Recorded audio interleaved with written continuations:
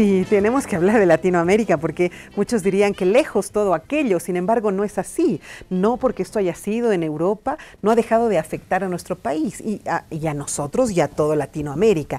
Y yo, claro, me acuerdo un poco, y es que antes de esto, los abuelos decían que, por ejemplo, Potosí era pero era prima hermana de París, ¿no es cierto? Era como estaban ahí una a la otra, los abuelos se iban a París, volvían de París, en fin, Sucre, en fin, entonces realmente de Potosí, de Sucre se iban a París, éramos con nuestros ojos muy puestos en Europa, pero obviamente eran nuestros abuelos, qué sé yo.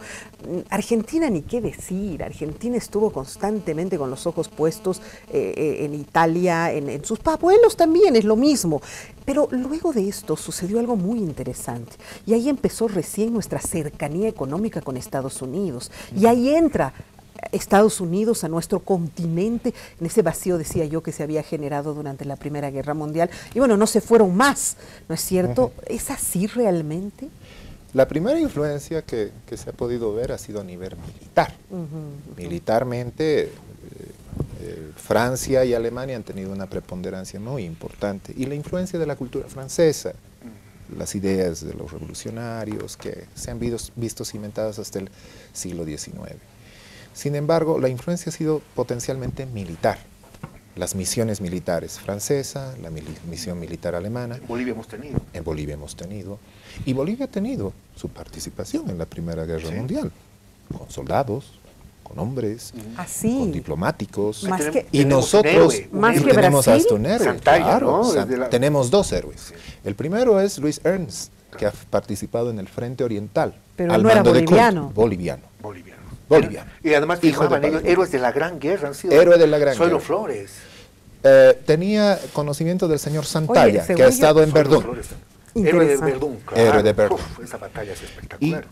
Pero la historia no lo registra de esa manera. Por lo menos internacionalmente nos ven como un país que ha sido de Latinoamérica, el único país que se refiere, que ha tenido cierta presencia y que ha apoyado, ha sido Brasil, pero después a todo el resto de los... 4.000 hombres, pero ya al final.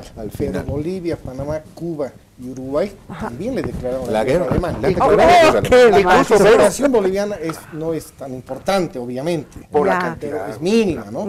Pero evidentemente habíamos participado. Declaró la guerra. Y hay un dato importante más.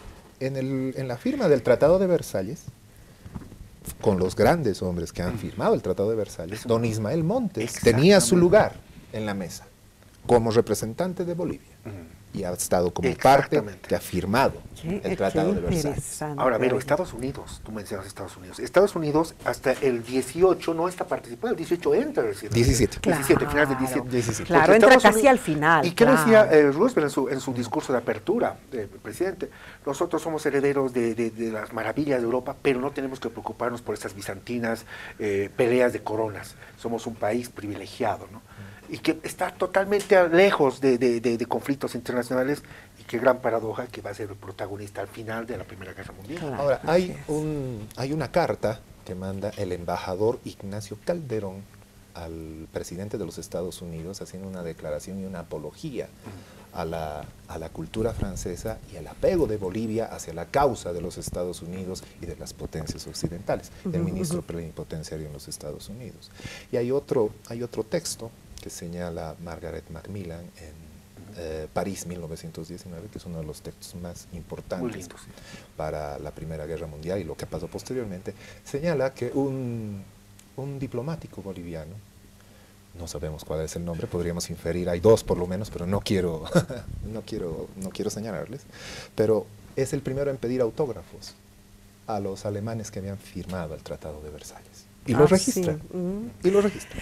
Y ahora, nosotros, ¿qué postura tenemos? Por lo menos como Latinoamérica, ¿cuáles son nuestras cercanías? Creo que hay situaciones en las que el que vino a colonizar terminó siendo pequeño a comparación, caso del Brasil, del país que colonizó. ¿Cuál es nuestra relación ahora con esa Europa? ¿Cuál es nuestra relación con esos países, Alemania, Francia? ¿Te refieres a nivel de Latinoamérica, ahora, Bolivia? Ahora, 100 años después, Latinoamérica Y bueno, ya luego particularizaremos a Bolivia. Yo creo que a nivel regional, y ahí nos teníamos que ceñir un poco a los grupos regionales existentes, siempre hay una mirada hacia Europa. Sí, ¿no? Es importante todavía Europa mantener relaciones de carácter comercial. El Mercosur ha tratado por muchos años de tratar de firmar acuerdos conjuntos de libre comercio, no se ha cumplido el objetivo, parecería que ahora Bolsonaro va a tratar firma de acuerdos muy bilaterales, ¿no? Un poco dejar la dinámica del Mercosur. La comunidad andina también ha tenido sus divisiones, hemos buscado los mercados europeos, la cooperación europea con Latinoamérica no era condicionada, es una buena cooperación, claro. Por lo tanto es fácil generar relaciones, buenas relaciones, y hasta diría yo, si tuviéramos las personas idóneas, generar relaciones estratégicas. Por lo tanto, yo creo que ha habido un descuido en la capacidad diplomática de los estados latinoamericanos. La presencia de Estados Unidos en la región también es un condicionante. Nos ha dejado, como tú bien decías al principio de la República, mirábamos Francia como el espejo, porque obviamente las condiciones después de la Revolución Francesa daban para tal efecto. La Revolución de Independencia Americana también influenció, pero por mucho tiempo marcamos los códigos napoleónicos, toda la influencia francesa en la estructuración del Estado boliviano y latinoamericano. Por lo tanto, creo que siempre está presente Europa, no de la mejor manera como debería estar, digo yo, deberíamos aprovechar esa conexión histórica que tenemos con Europa para generar relaciones estratégicas. Por lo tanto, creo que la región todavía está a la deriva en cuanto geopolíticamente hablando en sus relaciones con Europa. La región, y un poco como tú planteabas al principio de esta segunda parte del programa, la neutralidad. Nos ha costado, nosotros no sabemos exactamente lo que significa una verdadera neutralidad. Incluso si vemos la guerra de las Malvinas, cómo Chile ha participado, ¿verdad? Somos una región... ¿De qué lado se ha puesto? Sacamos a Costa Rica y nunca hemos ejercitado una neutralidad. Y el derecho internacional lo establece claramente, lo que es neutralidad, neutralizado. Nosotros somos un país que en sus principios constitucionales establece que somos un país pacifista en sus relaciones, que está lejos de ser neutral. Por lo tanto, son dos conceptos muy diferenciados. Habría que trabajarlo ese concepto acá alguno de los días, ¿no es cierto? Nos queda pendiente ese programa sobre Fuerzas Armadas. También, ya van dos pero contigo. va a ir tema el algoritmo, ¿no? Si quieres la paz, prepárate para la guerra, ¿no? Es verdad. Nosotros como país, como Bolivia particularmente, hemos desestimado todo apoyo internacional que venga, por ejemplo, del país del norte. Sin embargo, creo que en el transcurso del tiempo, hemos ido estrechando vínculos con Europa. Bueno, una cosa son las cartas de intenciones y otra cosa es la realidad de las cosas, ¿no? A ver, ¿quién fue el país que desde el siglo XIX apoyó la causa marítima? Fue Estados Unidos. Eso no se puede negar. Estados Unidos fue el gran amigo de la causa marítima boliviana. Para dar soluciones. Exactamente. Bolivia, que se presentó y que se propuso como mediador, inclusive. Exactamente. Con Bolivia y Estados Unidos hay una relación muy interesante. Obviamente es lejana todavía, tal vez por esto de las diferencias abismales, para empezar, demográficas, territoriales, culturales, pero obviamente todos saben que a la larga siempre va a haber, o sea, no va a haber una enemistad, por todo lo contrario, por muchos discursos y bravatas que se lancen, sino todo lo contrario, somos países funcionales. Es más, Bolivia en la Segunda Guerra Mundial es uno de los primeros países en declarar, creo el segundo país, declarar la guerra al eje. Chile, los otros países lo hacen ya el 45, cuando ya está... El 43 Bolivia. Bolivia lo hace al principio. Sí. Y ellos el 45, 2 años después. Cuando ya estaba el ganador. A tal punto que hay una anécdota que Adolf Hitler, cuando le llega la declaratoria de guerra de Bolivia, imagínate, era más caricaturesco que otra cosa, pero dice, claro, estos bolivianos con sus barcazas del lago Titicaca, y no es anécdota, es la verdad lo que está registrado. Entonces se ríe, pero en el fondo lo que estaba apoyando a Bolivia era pues con el estaño, a precio de gallina muerta, claro, y con otras situaciones también. Entonces, Bolivia mira siempre, por otro lado, había gran parte de la sociedad boliviana que miraba con muy buenos ojos al eje, a los nazis. No olvidemos, Winston Churchill. Claro que sí. Winston Churchill lo admiraba a Adolf Hitler antes de que pase todo lo que iba a pasar. Entonces, siempre hay estas líneas que se miran, se admiran, pero a la larga, bueno, la historia va dando. Bueno, pues, lo hemos tenido de asesor aquí al carnicero de León, lo hemos tenido de asesor por y no solo acá, aquí. En muchos otros países latinoamericanos los nazis han tenido por lo menos hasta los 70 buen recibimiento. viendo lo de la Primera Guerra Mundial, grandes actores han estado vinculados. Hunt, comandante en el Frente Oriental. Padre del ejército boliviano, prácticamente. Como también que hasta ahora la ropa y todo, ¿no? En el Frente Occidental ha sido parte de la reestructuración del ejército. Nuestras relaciones con Francia siempre han sido las más vinculadas. Y ahí quiero irme, Sí. porque es interesante cómo Francia todavía mantiene esa intención de seguir cercana a a nosotros, ¿no es cierto? Es que siempre ha sido así. Tú ves, por ejemplo, hay una radio Francia Internacional Así y es. emite en francés, o sea, esa decisión de mantener un poco cerca a estos países que fuimos colonia, no de ellos, de otros, pero tenerlos, ese es un hecho. En el caso de Bolivia específicamente, el primer país con el que tenemos relaciones diplomáticas, y Álvaro lo puede corroborar, es Francia. Luis Felipe de Orleans es la carta que se le manda el mariscal Andrés de Santa Cruz, al primero. Melgarejo, por ejemplo, ha sido el primero en solidarizarse con Francia en la guerra franco-prusiana, Claro. con una anécdota que No no creo que viene al caso. no tenía O sea, mucha tenemos idea una de geopolítica, cercanía pero con, sí. con El Francia. concepto sí. latinoamericano es construcción francesa. Es nuestra esencia. Construcción francesa. Sí, República. mira, ¿no? República. República, es cierto, tienes razón. Bueno, ya yo me tengo que despedir, creo que aquí hemos terminado con este tema, pero no me puedo ir sin preguntarles un poquito qué opinan de las elecciones recientes que han dejado sorprendido a Estados Unidos, a todos los latinoamericanos por una presencia tan interesante de inclusive mujeres que vienen desde los grupos musulmanes y que, como hablabas tú un poco de las religiones, parece que se están rompiendo esos esquemas en el tiempo y vemos además el hecho de que de pronto no sé, de nuevo los demócratas toman poder y posesión de la Cámara Baja y que a ver, vamos a ver qué viene ahí. Álvaro, tú que tienes bien conocidos estos temas. Grandes noticias en esos aspectos. La mujer, hay un discurso demócrata que ha llegado a la mujer, sanidad, mujer, impuestos, ha sido el discurso más o menos de los demócratas, y en digamos, centros urbanos, pero también de gente marginada. Por lo tanto, creo que el discurso demócrata ha tenido un éxito. Ya. El presidente en ejercicio, el presidente Trump, aspiraba a, obviamente, consolidar no solo su poder en el Senado, sino la Cámara de los Representantes. Ahí hay una derrota clara en los hechos del presidente Trump, porque pierde la Cámara de los Representantes. Hoy tenemos históricamente la cifra, más de 100 mujeres en la Casa de los Representantes, pertenecientes a grandes minorías, representantes musulmanas, tenemos una latinoamericana, tenemos la representante más joven de la historia de Estados Unidos, 29 años, de origen dominicano, de República Dominicana, de padres puertorriqueños o dominicanos, no recuerdo. Por lo tanto, hay buenas noticias, hay una frescura en el sistema americano.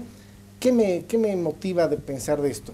Que las próximas elecciones en 2 años, que es el objetivo de todos, demócratas y republicanos, va a ser una contienda absolutamente reñida y sobre todo que la gente que no participaba va a salir a participar. Estados Unidos en los siguientes 2 años va a tomar una decisión muy importante, muy importante. Una cosa es tener un mandato de 4 años y otra es de 8 años. Por lo tanto, el presidente Trump se la está jugando, él quiere garantizar una doble legislatura, que es a veces muy normal en Estados Unidos. ¿Tú crees que él gane nuevamente? No, él está apostando a eso, ¿verdad? ¿Pero tú qué crees? Mira, va a ser una contienda muy peleada. No podemos olvidar que ese Estados Unidos rural, blanco, etcétera, ha despertado y quiere proteger ese liderazgo que... Pero también hay un Estados Unidos moreno que se había dormido y que ahora de nuevo ha despertado. Es como que avanzó y luego retrocedió, ahora otra vez está... derechos también. Y esa es la lección democrática que yo aplaudo, es decir, que salgan a votar. No es obligatorio en estos países, por tanto, el ausentismo es muy grande. Y una primera potencia tiene más responsabilidades en todo el contexto mundial. Por lo tanto, mi sabor dulce de estas elecciones es que gentes que no han salido a votar en anteriores elecciones hoy están más preocupadas por el destino de los Estados Unidos, y esa va a ser la respuesta. ¿Qué discurso va a enamorar más? Porque Estados Unidos, repito, se enfrenta en los siguientes 2 años a una de las decisiones más importantes, no solo para Estados Unidos, sino para el contexto internacional. Yo tengo la esperanza de que ahora sí va a entrar con volapié la señora ¿Oprah? No. Claro. No, la esposa del presidente, que yo fui Hillary Clinton, yo fui el año pasado, porque dije, primera vez en la historia una mujer, no, hace 2 años, 3 años, y gana Trump. He tenido que volver con mis cámaras debajo.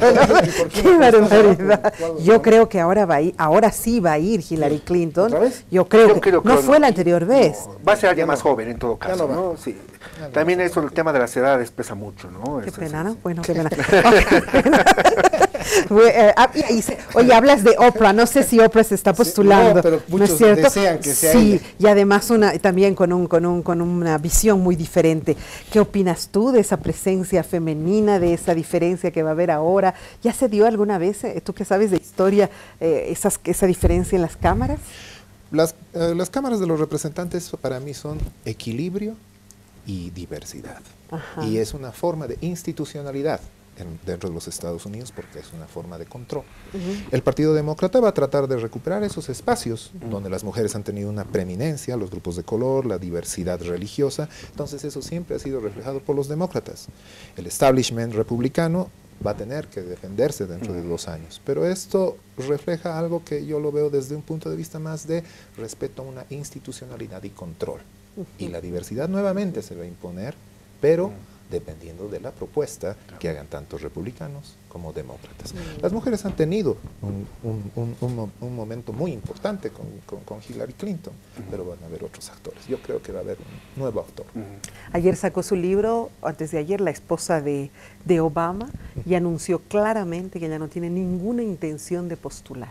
Así que una candidata menos ahí. Vamos a ver tu percepción final. Bueno, haré algo desde el punto de vista de la perspectiva de la historia. Sin Donald Trump no se hubiera dado estos fenómenos. ¿Es cierto? Por supuesto, porque esa es la historia. No podemos analizar el momento de ahora que Trump lo hizo, que no. Él puede ser una ficha que entonces ni él lo sabe, porque así es el destino y la historia, pero para lograr justamente esto, ¿no? Yo creo que el mundo ahora es más dinámico y puede ocurrir un 11 de septiembre que te patee el tablero. O ya no es solamente, está bien, yo aplaudo siempre la representatividad, es fundamental, y eso es parte de la rica historia de los Estados Unidos. Pero por otro lado, algún desastre, Dios no quiera, a nivel internacional, política exterior, alguna cosa de ese tipo puede patearte el tablero para un lado o para el otro. Entonces, pienso que estamos en un polvorín, sobre un polvorín, y que, bueno, aparte de esto, que es importante que, como decía Álvaro, que la sociedad norteamericana despierte justamente, pero también hay otros actores que ahorita ni siquiera los podemos vislumbrar. Es verdad. Bueno, pero yo espero que sigamos en este camino, porque me parece que después de haber visto lo que ha hecho Trump, todos hemos quedado sorprendidos, pero por lo visto fue precisamente para poder lograr que la sociedad norteamericana se ponga la mano al pecho. Alguien me decía acá en esta misma mesa, claro, me decía, para ustedes las mujeres bolivianas o para nosotros no es tan significativo lo que ha pasado en Estados Unidos, porque aquí tenemos una presencia de más del 53% en el Parlamento de mujeres, pero allá es pues algo realmente inédito e histórico. Bueno, servirá para que ustedes sigan investigando, señores. Gracias, Pablo, por haber estado en el programa. Gracias a ti y gracias pues a nuestros queridos amigos, Álvaro, Robertito. Un gusto estar contigo. Gracias, de verdad. Roberto, encantada de conocerte, espero tenerte en otras ocasiones. Gracias, Verónica, gracias por la oportunidad, gracias a todos ustedes. Un gusto. Álvaro, de verdad, qué interesante y muchísimas gracias. Verónica, a ti siempre gracias, Pablo, un amigo de siempre, y Roberto, un gusto conocerte. Bueno, nosotros nos vamos con la seguridad de que recordando la historia empezamos a aprender de lo que puede venir. Creo que ya no revisamos la historia, podemos cometer serios errores en el tiempo. Hay una concepción muy linda de los pueblos originarios, que la historia no es lineal como la vemos nosotros los occidentales, sino que la historia es circular y que siempre va a volver a suceder lo mismo. Ojalá que aprendamos de esa historia. Un abrazo, hasta la próxima.